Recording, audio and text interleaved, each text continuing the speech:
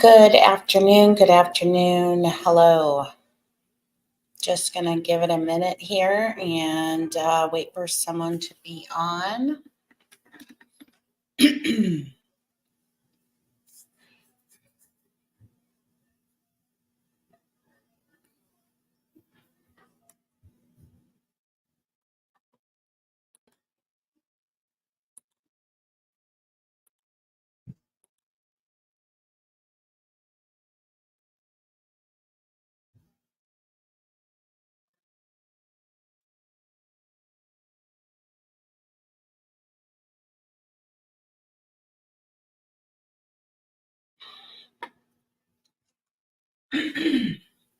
So, I took a handful of days hiatus. Um, I wanted to let some of the drama that was going on just sort itself out. But now it's time to talk about what's happened and what's going on. And um, well, first and foremost, I was not one of the ones that received a letter, a cease and desist letter. So for the time being, I am not under that microscope at the moment. But I'm just really upset and pretty disgusted with how all of this has kind of transpired and played out. So, from what I learned, the story that is being portrayed by Seth and his team is that they only served these letters on people who basically were calling him a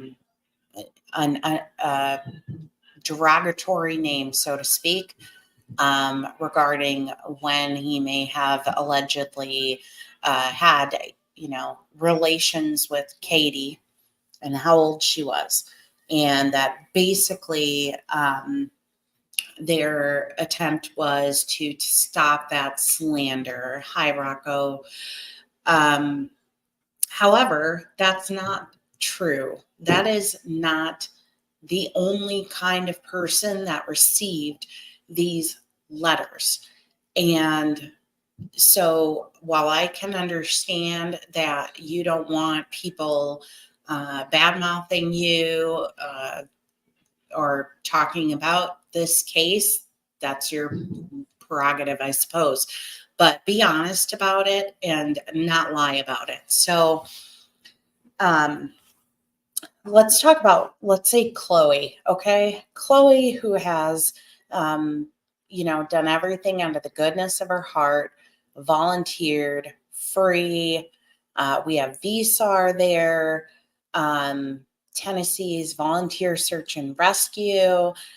And again, being attacked.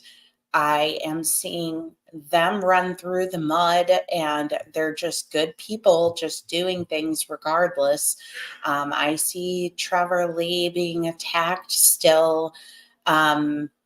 Basically, anybody who's doing the right thing, the good thing, and not trashing people, they're still being attacked as if they are, and they're not. And there's something really wrong with that.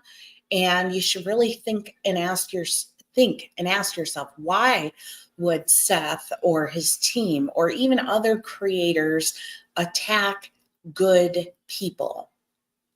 And one of my theories, or at least part of the reason why I think this is happening, is just lack of content.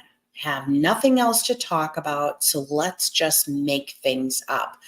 I can't tell you how many Facebook comments, YouTube videos, Reddit posts, TikTok posts I have seen that are claiming that Jules isn't who she is, that she is not even in the state of Tennessee, that she is not even using her own dog, and that's all false.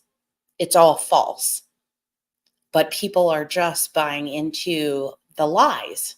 They're just, for whatever reason, maybe it's the person delivering it. They have so much appreciation and respect for the content creator that they're just so willing to believe it, even though it's just a lie. It's just blatant lies. So let's be clear. We have Chloe, who is good. She's a good person. She's a volunteer. She's a reputable private investigator. She's done everything out of the goodness of her heart for free. Even when she was pushed away, she continued to help. Same for Trevor Lee. Same for VSAR Tennessee. And the same for Jules. But that's not acceptable. We have to continue to push away all those that are helping, all those that are volunteering, because there is no other news to talk about.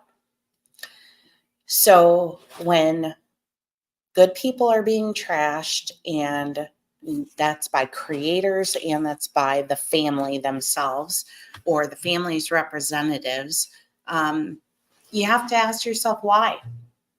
What's that agenda? You have to ask yourself why you would be invited to CrimeCon, all expenses paid, to talk about your missing son in Nashville and bring awareness to how many people attend that convention, law enforcement professionals, news organizations, all these outlets, and you decline the invitation. You decline the invitation to go and talk about your child. But Gabby Petito's family, they went. Many families went for all good reasons. Why on earth would you refuse that opportunity? So I'm clearly taking a position here that if you are comfortable believing blatant lies about the good people that are doing the right thing and not trying to be vicious or nasty, and they're not trying to do anything but find Sebastian, if you're trying to subscribe to the straight lies, this is the wrong platform for you, because I'm not going to endorse the lies. And that's just it, because it's horrible. It's horrible to think that this kid is suffering because people are just making things up. And I know I'm going to have people who are also going to say that, well, there you go, right there. Who declined CrimeCon? Yes. So I brought the proof. So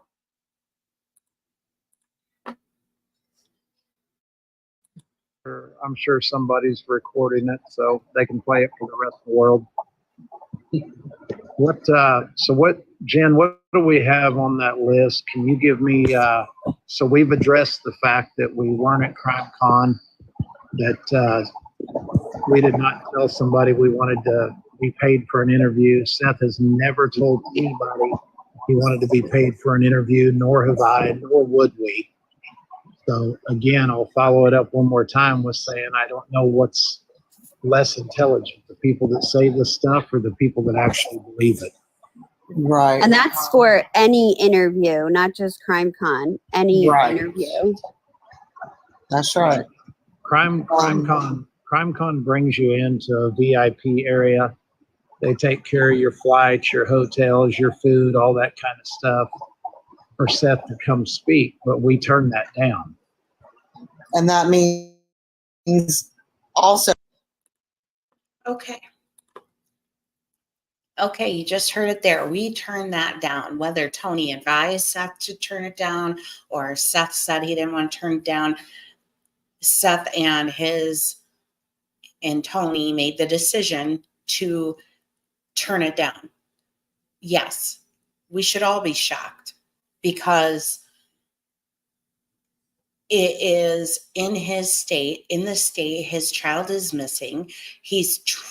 They keep saying how they want to be on all of these national stages to spread the word about Sebastian.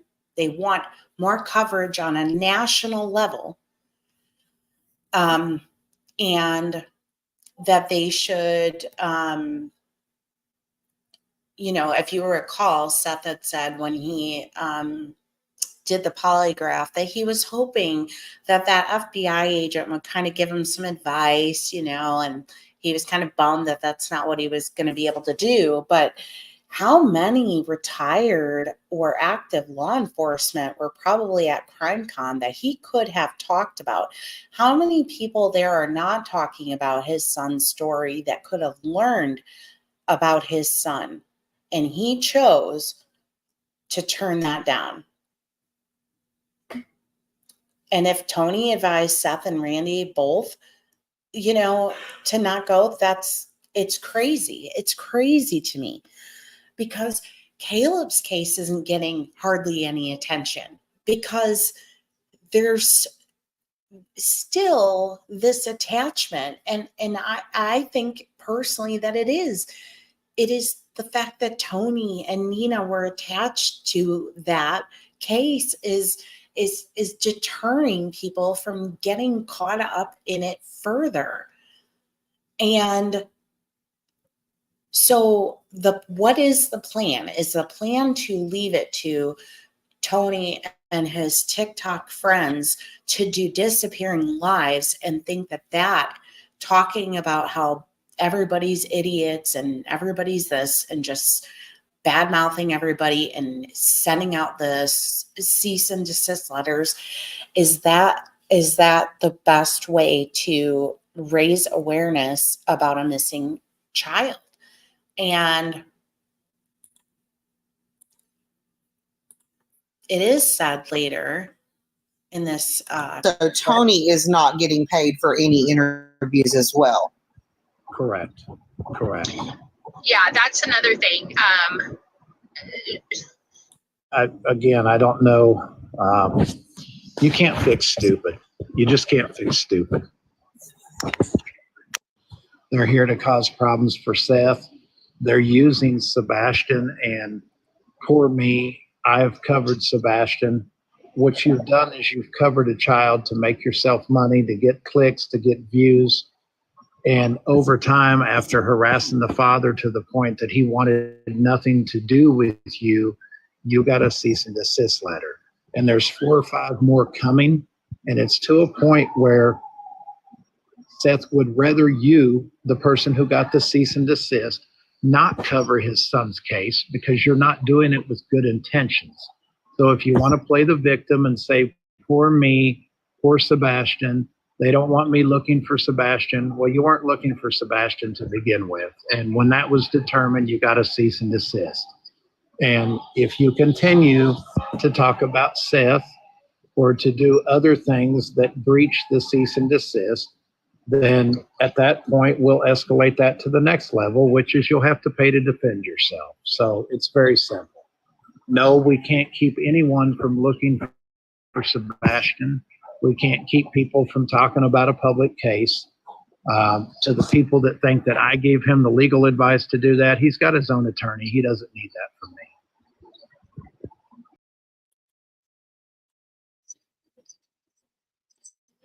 It sure sounded like he was taking ownership of the response. And then at the last minute there, he basically wasn't taking ownership of it. And he has on more than one of these videos talked about, you keep pushing me. and I'm going to get out that stack of papers if you keep pushing me. And what are they doing in these live battles? They're getting money. So I don't understand how he can wear Sebastian's name on the title and say the things he says and do the things he does. And even Seth said something about something that happened recently, brought up something that involves just becoming a teenager. And it was just absolutely disgusting that he would talk about his son on a public forum and share such personal information. But that's not new, is it? The oversharing by all the parents is not new. Most of us would never cross the line and overshare, even if our child was missing, about anything we didn't feel was actually pertinent to locating our child. But then they want to come back and say, well, don't say this about me. Don't say this about me, even though I sounded like this because I said these things. So he is taking, yeah.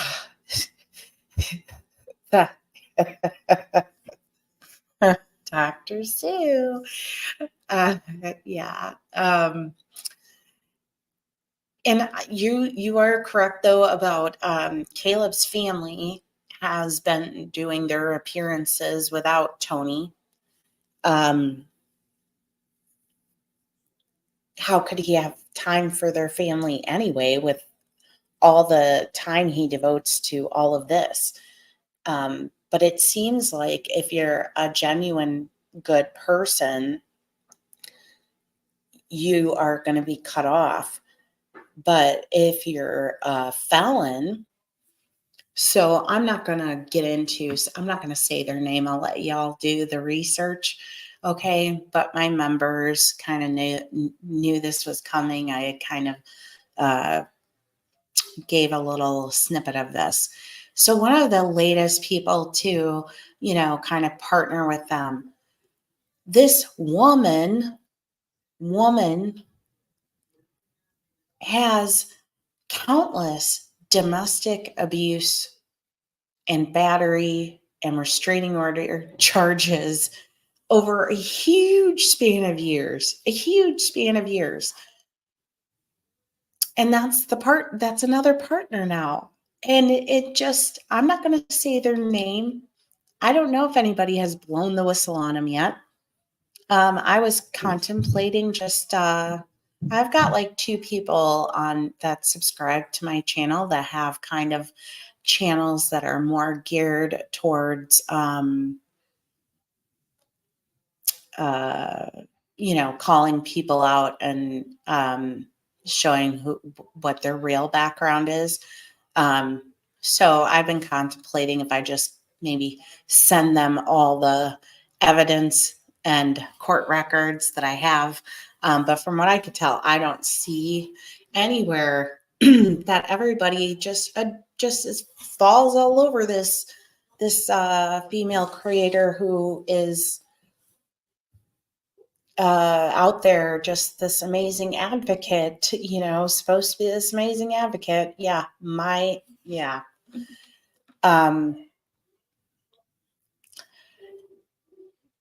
I had said this in a video that, I don't know if any of you saw it, it just continues to seem like the hatred and anger the parents have for one another, and the frustration and anger that the parents have and their representatives have with creators, it is all trumping the love for Sebastian. It's trumping finding him. It's trumping advocating for him. There is no advocating for him. There is no resources. There is no help. There is nothing. There is nothing out there. Yes, it is just constant attacking of each other, attacking of, internet faces and platforms, and, talking about their lives over the past 20 years. And none of it has anything to do with how they're going to actually find Sebastian. And between the internet, Facebook, YouTube, TikTok, and the family members, they're doing everything they can to get rid of Chloe and Trevor Lee and VSAR and Jules, the few resources that are left. Accusing Jules of posing and using another canine handler's dog from the sheriff's department. Like, get real. Get real. Like, it's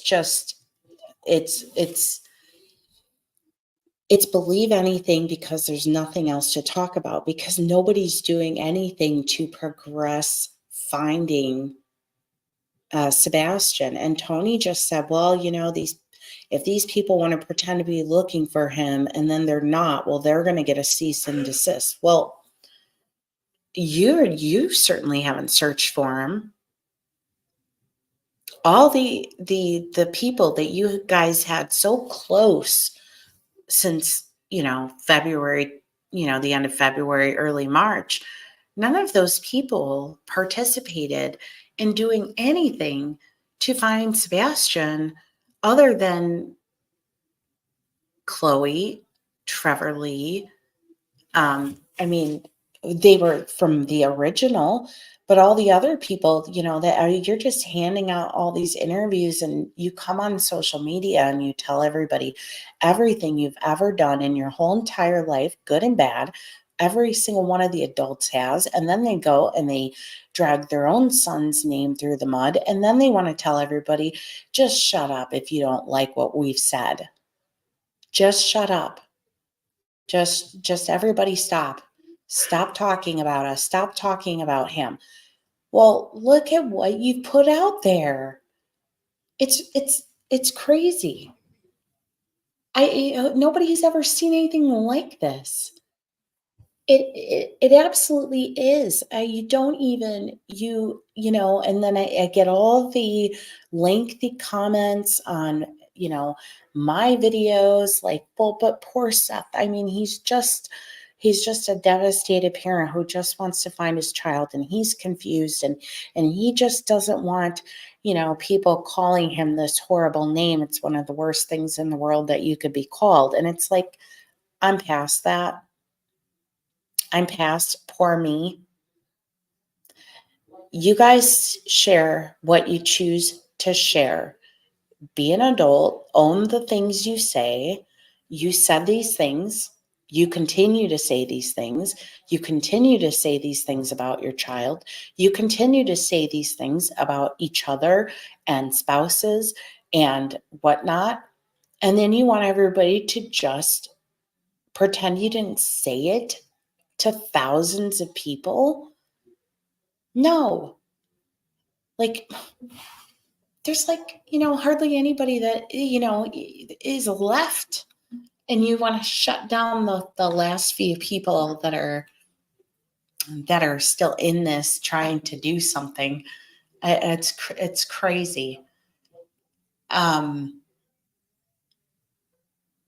It just shows everybody's priorities. And you can talk about the priorities of me or anybody else on YouTube or anybody else on TikTok. But guess what? In the end, when all is said and done, it's not our child. So our priorities shouldn't matter. What should matter are the priorities of the parents. And not to mention the parents. All the family. What about all the family that are attached to the parents? I want to know the extent of their involvement in helping to find him. The effort to maybe give healthy advice to them, like maybe you shouldn't be talking about this, or maybe you, I mean, what is it? What is it? I saw, and I didn't want to speculate, but I had seen somebody had shared an original post by Chris's sister, and it was the day after Sebastian, I think it was like the 27th of February. And it said, we've been looking since 6:30 in the morning yesterday. And then it went on to say something like, we think he could have gotten in the back seat of somebody's car, fell asleep, woke up at a stranger's workplace in the back seat of the car, and then gotten out and wandered. Like, what?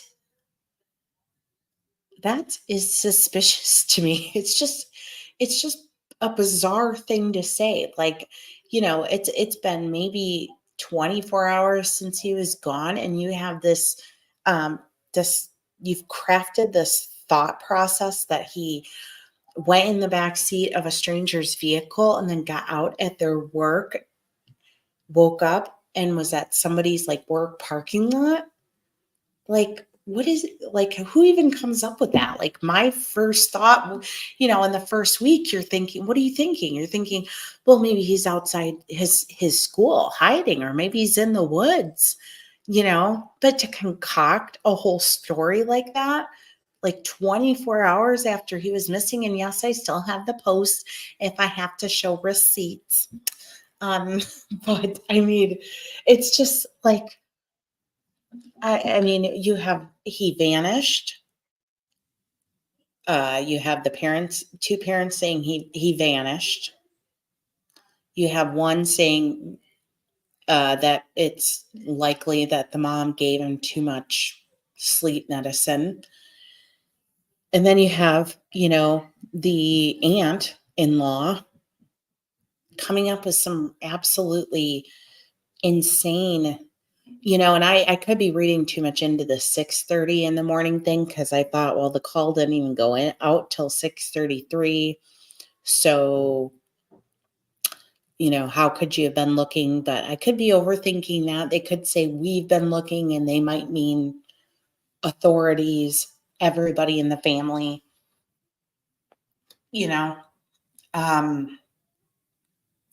what I observed is some of their biggest allies have moved on to new cases. They're over it. And there are others that are still covering it, but no, they're just making things up. It is strange. It's strange to me that maybe they were there so early in the morning. Like, like they had to have been dressed, ready, and gotten the call and gotten over there like at high rate of speed travel, without even thinking twice, to have gotten there as early as they got there the morning he went missing. So does it make me consider the possibility of the claim about the mother's vehicle being seen outside Worsham's? It does. I don't have any, much of anything, but we have seen the lengths that Chris's family will go to for him. And I shared this yesterday, I think, with my members. I'm pretty sad, based on some court things that I've seen and some very sad posts on Facebook. And today I'm hearing other people that are echoing it. I don't know with 100% certainty, but it is looking like Chris might have his daughter right now, legitimately, legally, not, in a illegal way.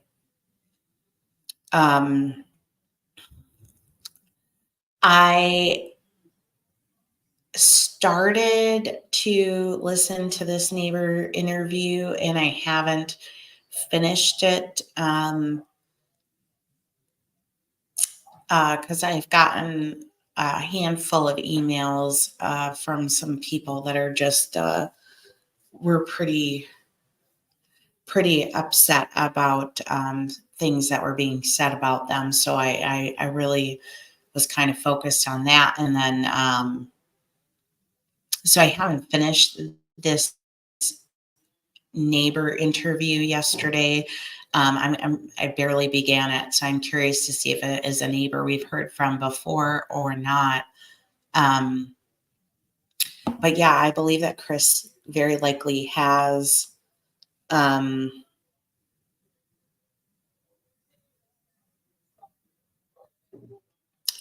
you made it just in time. Went on 2 times, only saw JLR.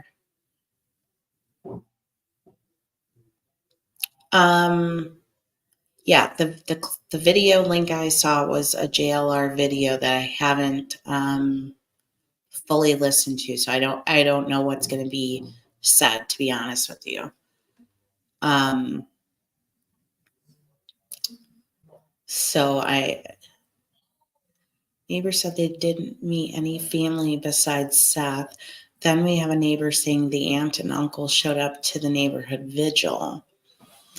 I'm curious if that would be like Melissa and her spouse, or if Seth had family in town. It does.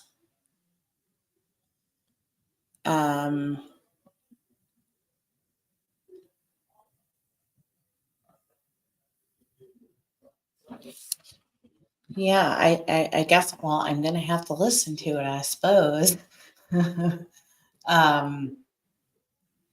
the other thing, Don B had mentioned it in a video he did today that, about the cops asking Seth about the cease and desist letters. And I think they asked because I saw a handful of people posting online that they informed the police that he was sending these letters out. And I think that they would, okay, I will. And so Don was wondering, like, well, do they maybe have nothing if they're concerned about the cease and desist letters? But I'm kind of in the mental place where I believe, that Sumner County is handling very little of the investigation at this point, and that it's more so TBI that is handling it. And I've heard more professionals agree with that. So I kind of think that was what was happening, but I did let Don know that they did turn down the offer to go to CrimeCon. And while I could see them saying like, well, maybe we'd be damned if we went and damned if we didn't go. I would say, you're not going to stop the talk. So you should have just went anyways for the amount of exposure that it would have brought. And I'm trying to still, they had said that they sent like 5 or 6 of these letters out. So it's really getting to a place where it's hard to understand like who really got the letter or who was assuming they were going to get a letter. Yeah. Thank you, Rhonda. So I just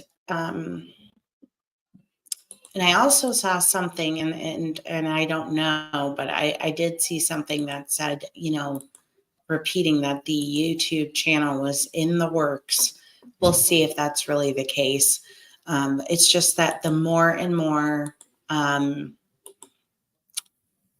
this is just looking like they're trying to limit any conversation regarding Sebastian to just their TikToks.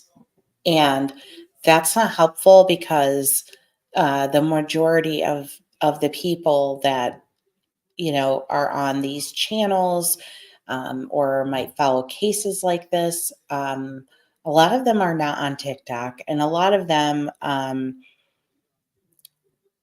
don't have the time to watch, hours of something live. They need to be able to go back and replay it or pause it and come back when, they don't have other things going on. And so it's a little, it's just a waste. And the amount of time they actually spend, if there's times where they don't even mention Sebastian's name. So, it's just not about him. And for those that have reached out to me, I just encourage them to keep trying to shut it out and not be discouraged, and to please not walk away because of the drama. I mean, and these TikToks are so late. I'm usually exhausted. I don't even and the people they're engaging with are just, I mean,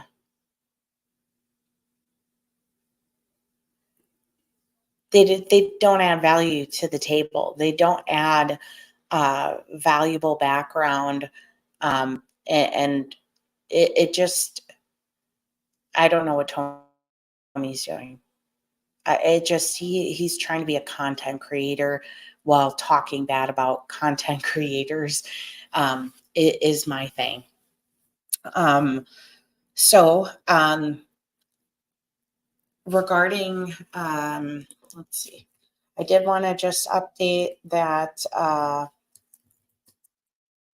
on Elijah Vu, there were,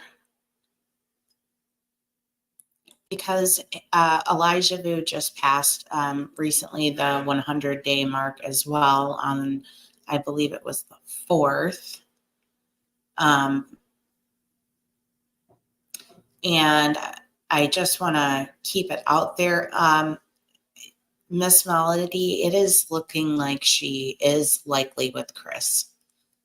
I saw more confirmation in that direction today, and people giving condolences, so to speak, to Nina. And so I think that what I was picking up on was probably correct.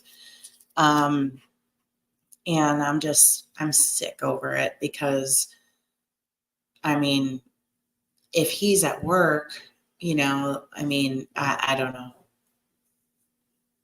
I mean, I guess, what are they living out of the RV? I don't know. The whole thing just makes me I just got goosebumps just thinking about it, and how sick and sad our justice system is. Yeah.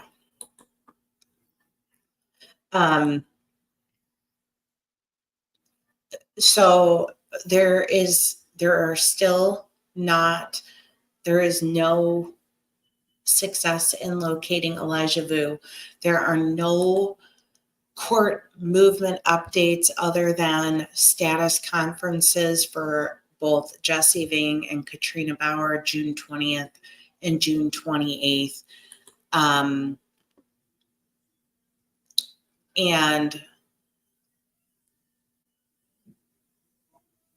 I just wanted to reiterate, and I'll say it right from this article, that, and this would be the Two Rivers Police Chief, Ben Miner, called the case a nightmare case last week, but he voiced his pride in the community which has come together in the search. You see just the strength of the community and all the support of the neighboring communities and all of the departments, all of the resources come together. It is something of awe. Not only has the community shown vast support, but the investigation has drawn numerous local, state, and federal agencies to help out. And this is why I say, when you do things the right way and you don't push people away, you get resources. From a federal standpoint, early on, the National Guard, the FBI, currently we are working with the U.S. Air Force. On a state level, you are looking at DCI right from the start, State Patrol. From a local standpoint, I can say that I think every sheriff's department has sent somebody at some point to help. From the police departments, when you are talking over 500 police departments, probably 400 plus came in and did something at some point to help. As of today, Elijah remains missing. All tips are still being accepted. The FBI, Crime Stoppers, and the Two Rivers Police Department, get that?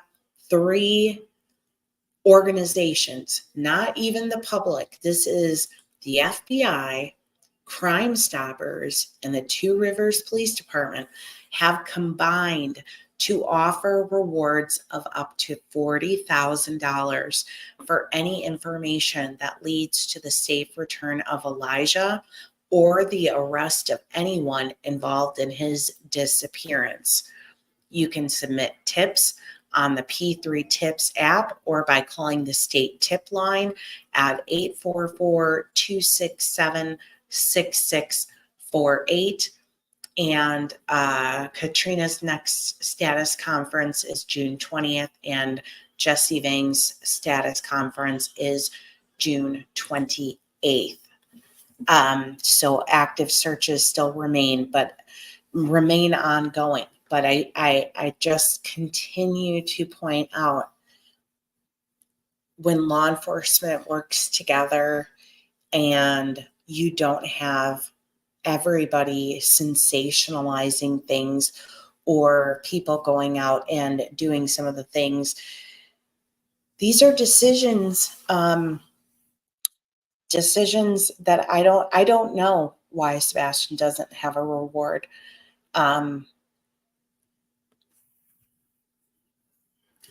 But they're talking about federal, they're talking about Crime Stoppers, they're talking about local. And, to me, it is how is help being welcomed? How is it being received? Are people working together for the common good? I'm not going to say that there are not people out there talking about the horrible acts that Katrina Bauer and Jesse Vang committed, but it has not trumped the focus from finding Elijah. I see every single day people asking, any news, has anything happened? And well, we know that he hired an attorney with that GoFundMe money. And I know a lot of people have a lot of things to say about the GoFundMe money, but it is a lot of money. It's a lot of money when you had people that donated PTO. It's a lot of GoFundMe money, but I would say there's probably more Cash App money than anything. And there's absolutely no way to know how much money was spent on that. And do I believe that there's just, the well has run dry and there's no money coming in to help, from any source? I just can't believe it. But when you act, frankly, batshit crazy, I think a lot of those donations stopped coming in on the Cash App because of things that were being said.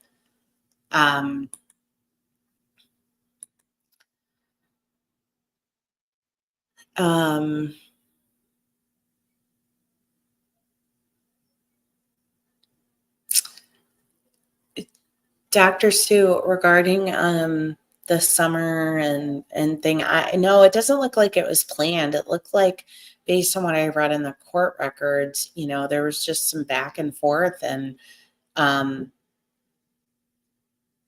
a lot going on that happened in the first week of June, and I don't know how this stuff, how this happens.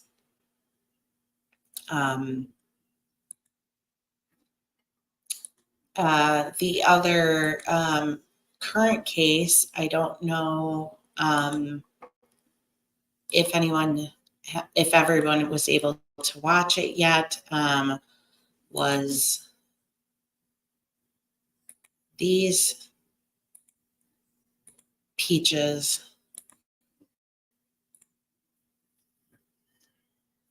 I have a video on them, basically about evil walking amongst us.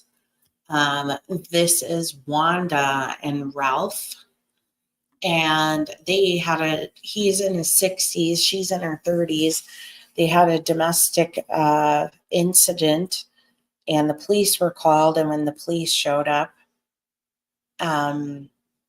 they discovered the 3 and 6-year-old children were in a cage within a closet that was then like barricaded, and all had to be like power tools to remove and get in there to get the kids out. And 3 and 6, they're both autistic. And when they asked what they were doing in there, they said, well, they make a mess. And according to the police, they had never been in a home as disgusting as this home. So I think we know it wasn't the kids. So these people, I will be following them, and these two are up there, just like the Brittany and Tristan Hull cases out of the Rib Mountain area, and what they did to the teenage girl. If you've not seen those videos, there's a playlist, but I think one of them might have a court hearing coming up at the end of June. But it's fascinating to me because this is all in the same state. The 2 parents who did all the horrible things to the teenage daughter, they each have $1 million bail. Jesse and Katrina, I believe, are $15,000 or $25,000 bail, and Ralph and Wanda have $25,000 bonds. And yeah. Well, that's what I mean. I mean, it's just these things are like just happening right outside your door, and like people aren't even talking about it. It's just beyond me. And when people aren't even like talking about it, and it's not even like all over the place, like I just want to tell some of these other creators, like, how about you shine a spotlight on these evil, horrible people? Because to me, these are all like mini Ruby Frankie, Jody Hildebrandt, Chad Daybell, Lori Daybell. They're like little them that were birthed, and they're just sprouting up all over the place and doing these horrible things. And like nobody's even talking about it, but it's probably happening in your neighborhood. I mean, and you would think it wouldn't, and then I think it wasn't, and then it was.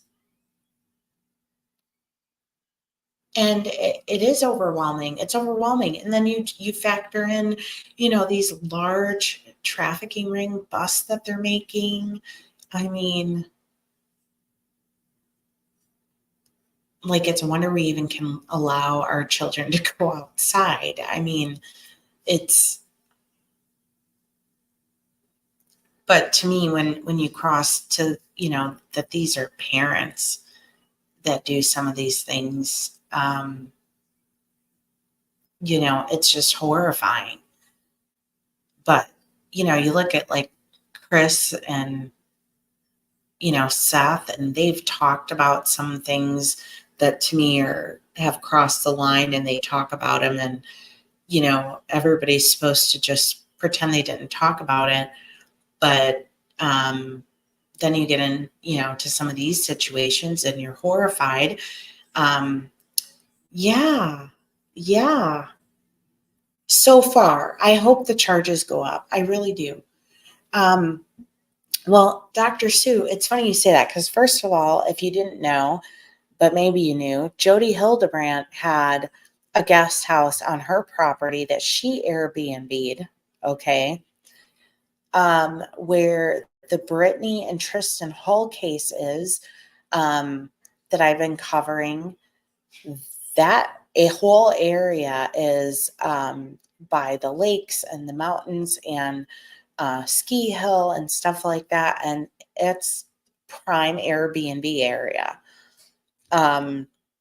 So Jody Hildebrandt, I don't know if you saw the body cam. She's like, well, let's just because I have renters in my guest house over there, Airbnb, like.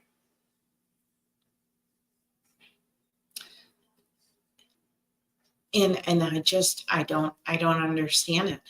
I haven't figured out, what we don't know yet,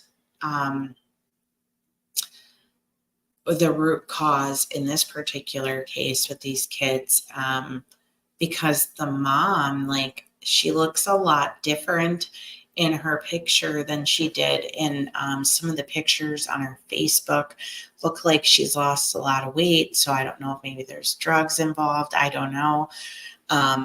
Unfortunately, it's yet again in a place where you have to literally go in the courthouse, sit down at a computer, pull up, the cases you want, and to get the documents, send them, over to a printer through the clerk, and then the clerk will print them and you can pay for them. And it's a process with some of these places to get documents. That's a problem. I mean, it's just like maybe you would have thought, but for all I know, the property that these people lived on was, it made me just, I don't know, there's just something about them and the way it was all described. It gave me like Don and Candace vibes. I was picturing like the condition of Don and Candace's house. If you've seen any of that. Ugh. And I just have to think, like, I guess if you don't send the kids to school in some of these cases, but depending on the state, there's like no oversight. Like if you just want to say, hey, I'm just going to teach my kid at home, there's not a whole lot of proof of life or care or well-being that you have to show.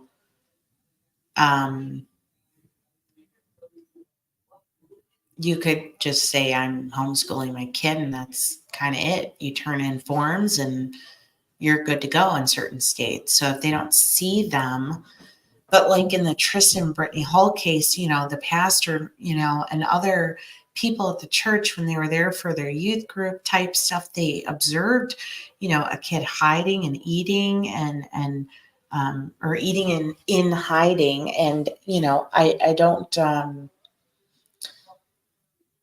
I don't understand how you can see some of these kids and they look emaciated and you just like turn your cheek.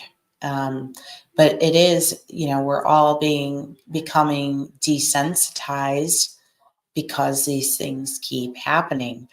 And, they just handed down the death penalty to Chad Daybell. And I hope that serves as a lesson.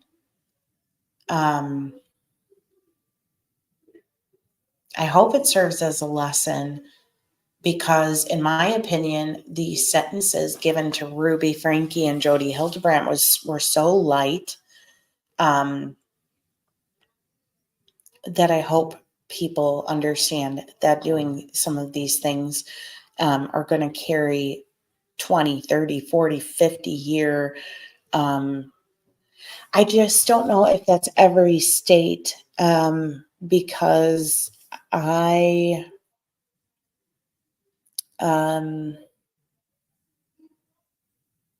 but I don't want to, I don't know if that's every state, but I don't want to speak without being sure. But I thought that it was not necessarily the case in every state, but it could very well be.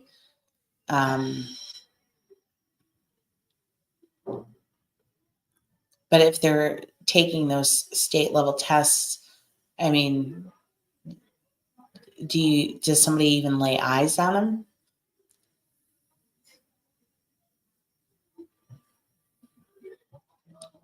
Because I know in Wisconsin, you don't have to lay eyes on them.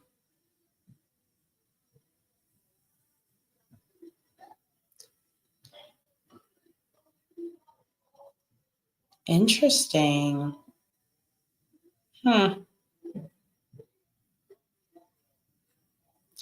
Definitely wonder, because I know that, yeah, we'll have to look into some of that because but I mean, this is state by state when you homeschool. Like every state can have their own guidelines, I imagine, because I was pretty sure, like in Wisconsin, that if you can just say, I here's a form, I'm gonna homeschool my kid, and the parent is responsible for submitting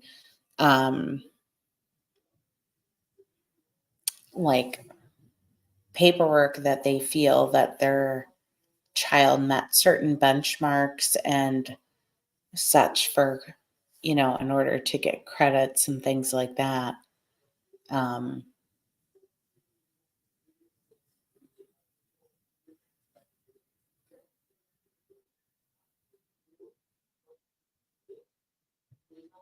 Utah required weekly packets.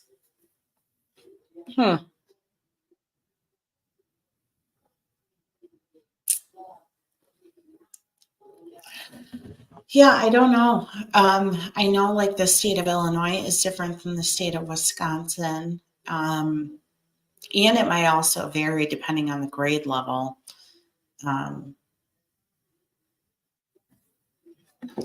But I assure you guys that I will take a look at the neighbor video and we'll definitely let you know my thoughts on that once I've had a chance to listen to that. But if there's anything you can take away from this today, was my urgency to come out front and center in full support of the good people that are doing what they're supposed to be doing, what they want to do, just because it's the right thing to do, regardless of the things that are being said. And so I just want to take a very clear stand that I will not be tolerating. I am always receptive to everybody's opinions, but I will not be tolerating just outright lies and just tearing really good people, their reputations and their names. And so if people have things they have to say about Chloe, I would just recommend please keep them to yourself. And same for Jules. You don't have to love somebody's personality. But she is real. She's accredited. She really has her own dog. She really has been actively searching for Sebastian in Tennessee. She's not using any other police officers' dogs. And she is making any and all efforts to keep all of her search efforts private and confidential, and some are not respecting that. And so that can create further backlash. But I just would caution everybody that the more the less that is happening in the case, the more false narratives and lies are going to come about, because they're just going to continue to try to want to make new stories and new interesting content. So that was probably the most important thing that I could get out today. So I am going to hop off though for now, but I appreciate those of you that were able to tune in. I did want to get on during the daytime and try to catch some of you that I know it's harder to be on so late at night, and it gets harder for me too. I get tired. So, but I did want to hop on and just let everybody know that I am still here. Was able to get some sun and fun, and got to spend time with my family and my best friend and her family, and just put this all away for a little bit, because, well, everything that happened, nothing new happened other than everybody just went after each other. And so by me just getting a little vitamin D, I think I was able to avoid being part of all that. Yeah, me too. I mean, it's, you just have to turn some of this stuff off. That being around the animals all day must be nice. So yeah. So I do appreciate everybody tuning in, and I'm going to hop off for now, but I am going to watch that video about the neighbor, and I will definitely get back to you guys with my thoughts on that, because I'm curious. And I think somebody mentioned there was 2. Did you say that, Dr. Sue, that there was 2 and they were both on JLR? So I will find both of them and try to see if I can listen to both of them. So I will talk to you guys soon, and I hope all of you enjoy the rest of your day. And thank you so much again for tuning in. And yes, Dolores, I will share my thoughts on it. Now I'm pretty anxious to listen to it. So I will talk to you guys soon. Enjoy the rest of your day.